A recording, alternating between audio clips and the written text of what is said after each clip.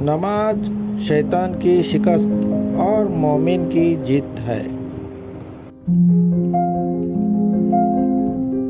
होने के बाद ही पता चलता है कि कितना कीमती था जो चला गया, वो वक्त हो या इंसान हो या कोई रिश्ता। जल्दबाजी अक्सर इंसान को तबाह कर देती है, चाहे वो किसी भी तरह की हो। इबादत सिर्फ चाहे नमाज पर ही नहीं, ये मीठी ज़बान से, अच्छे अल्फाज से और खूबसूरत रवैये से भी होती है। कुछ नेकियां ऐसी भी करो जिनका अल्लाह के सिवा कोई गवाह ना हो। जहाँ इतना सब्र किया वहाँ थोड़ा और सही, क्योंकि सूरह यूसुफ मिसाल है कि सब्र करने वाले हमेशा खूबसूरत इख्तिताम पाएंगे।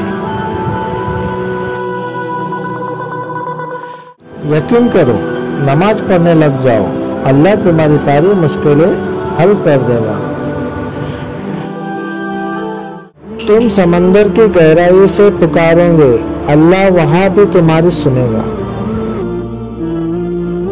अगर चाहते हो तुम्हारी सब दुआएं कबूल हो जाए तो तहज्जुद पढ़ा करो, अल्लाह से अपने दिल की बात किया करो, उस वक्त अल्लाह हमारे बहुत करीब होता है। अपनी उम्मीद हमेशा अल्लाह से रखो, इंसान कब बदल जाए कोई भरोसा नहीं। यकीन रखो, अल्लाह सब्र करने वालों के साथ है।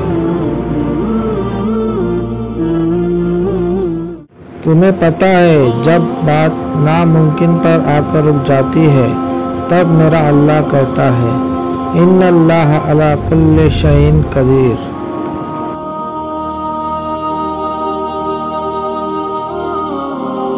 तारीख 1000 सालों में बस इतनी सी बदली है।